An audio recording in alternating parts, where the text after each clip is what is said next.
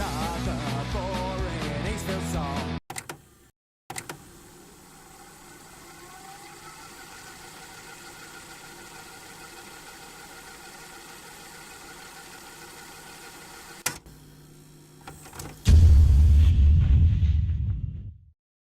At some point in your life, you have to make a choice. Do you pursue a 9 to 5 job or something more creative, be it art, writing or music? My name's Alice Grundy, and my dad has been a punk for his whole life. He has some of the best punk rock stories to tell. It's a huge part of my personal history and something I'm determined to find out more about. But more importantly, I have a question to answer. Is punk a viable career choice? More importantly, is it something you can make money from? I'm here in Northampton, on my way to the lab, to see punk band Eastfield, who my dad has been friends with for over 20 years, to see if they've got any answers for me. Eastfield describe themselves as urban rail punk, and have been going for over 2 decades. So I had to ask them, how do you make a band like this sustainable? And are they still working to finance the band? Most people think, oh, I'll give the bands up, I'll give the other stuff up. I thought, yeah, work's getting in the way. I've never grown up, too irresponsible. Why do you do it? Why have you been doing it for so long? It's got to a stage now that I honestly don't know what I'd do if I didn't do it. I mean, I enjoy it, and people think, you know, you go into work on a Monday morning and people say, how was your weekend? And I can't tell people how my weekend because it was great. It was, you know. It's a buzz. Yeah, and I think the sort of gigs we do is we're not playing the big academy type venues to 1,000 people, which are all corporate, and they herd you out as they're clearing out the plastic glasses. We play to, I mean, people might think we're crazy for doing it. We play to sort of 70 people a night, but those 70 people, you have a conversation with a lot of them, and you get to know those people. That's better. So that's the opinion of a veteran band. But what about punk that's only just getting off the ground? I went down to the Hairy Dog in Derby to speak to Truth Equals Treason on the difficulties of being a relatively new punk band, and whether they think punk is dying out. You go to live music? Yes. It's not dying, is it then? There's plenty of live bands out there. Tastes will change, styles will change and all the rest of it, but people still like seeing live music. There's a buzz about it that you certainly don't get from downloading to an iPad. No. You get, well, I like to think from punk you get a bit more of it. You get a message, you get something that people can buy into, that they can listen to, that they can understand. It's what you are, you don't change, do you really? I'll never change. You're always a fan. That's it. Always. It can't be helped. And talking of people who have always been punk, I'm on my way to London to meet up with someone who has punk in their blood. I'm here outside one of London's most iconic venues, and I'm here to see a legendary artist. Are you interested yet? Well, follow me inside and we'll find out who it is.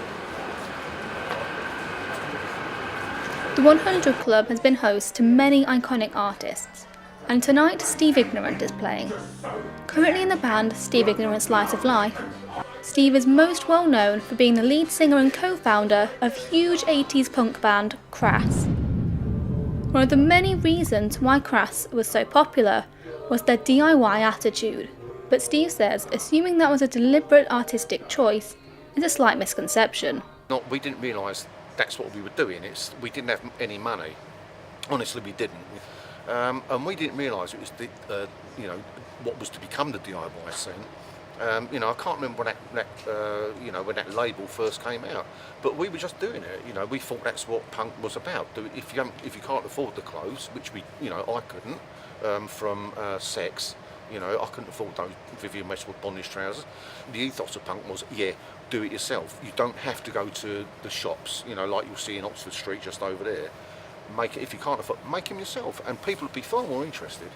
Because someone's bound to come up to say, how did you do that? Well, I've got a needle and thread, and sort of sewed it. Is it hard to make money out of being punk? Yeah. Oh yeah, I mean, yeah. Yeah. Why do you keep doing it? Because if I didn't do it, I'd probably die. I don't know. I'd be in a gutter somewhere. I would, stuck in the corner of some pub, boring people to death when I used to be a punk rocker. When I used to be famous. When I met blah blah. Who wants to be that?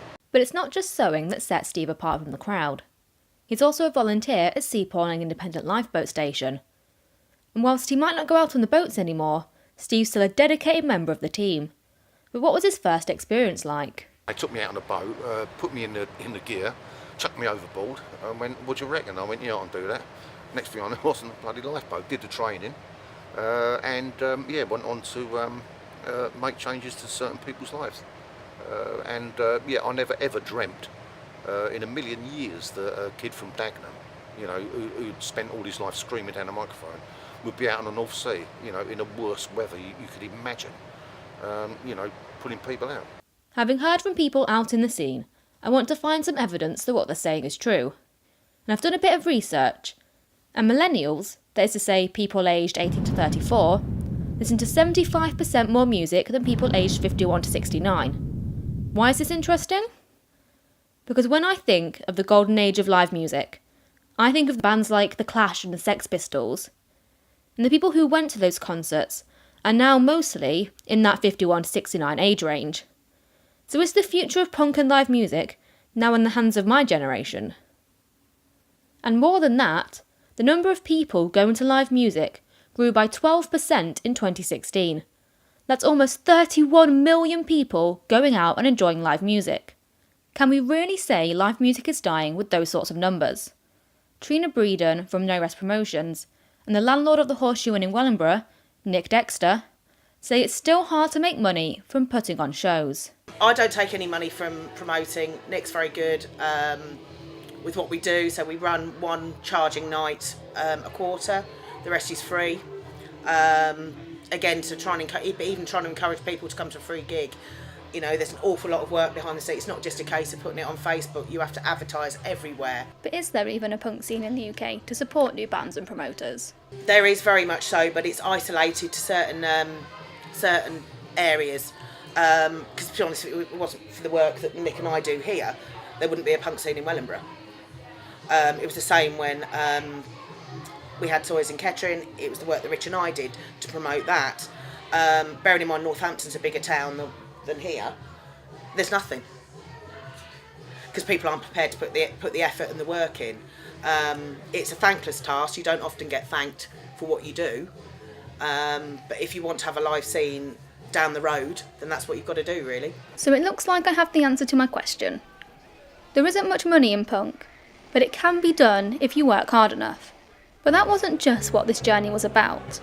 I met new friends and fully immersed myself in my dad's world, the world of punk.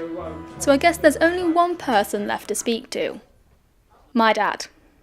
He's been with me behind the scenes throughout all of this, and I want to know whether it's been a bit of a trip down memory lane for him.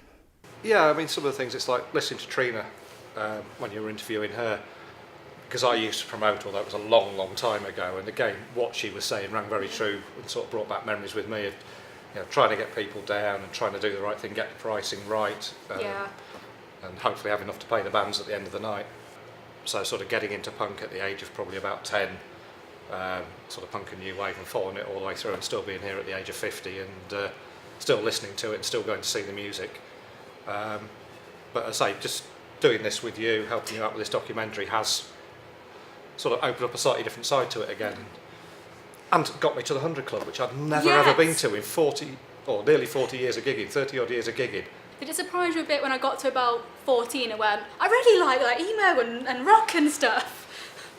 Yeah, it did a bit, and I have to say, I mean, that time we bought England Keep My Bones by Frank Turner. I remember us playing that in the car. Yeah, I've not heard of him, I didn't know who he was. Yeah. And we stuck it on in the car on the way back, and I went, this is brilliant, I really like this is exactly what I like. And I think for my daughter to actually turn me on to an artist rather than the other way around, I think is absolutely brilliant. It's always good to know that your dad approves of what you're doing. And I'm satisfied with the answers I've got out of this. There's still one thing left I want to know. How do we make punk sustainable for the future? Gary Fahey of Punkorama Records thinks it's up to the younger generation. We need younger ones playing to keep music going. And if they get inspired from it, it's only a good thing, isn't it? I'm not saying it has to be just punk music because I'm into punk bands, but any kind of music, even if I think it's rubbish, is still music, and people can get a high from it. But yeah, definitely the younger generation needs to get out a bit more instead of sitting at home on their computers and get out and experience a live concert. It's a fantastic thing. So maybe that's the future. Live music and good punk bands. Thanks to everyone who's joined me on this journey. I'll see you out there.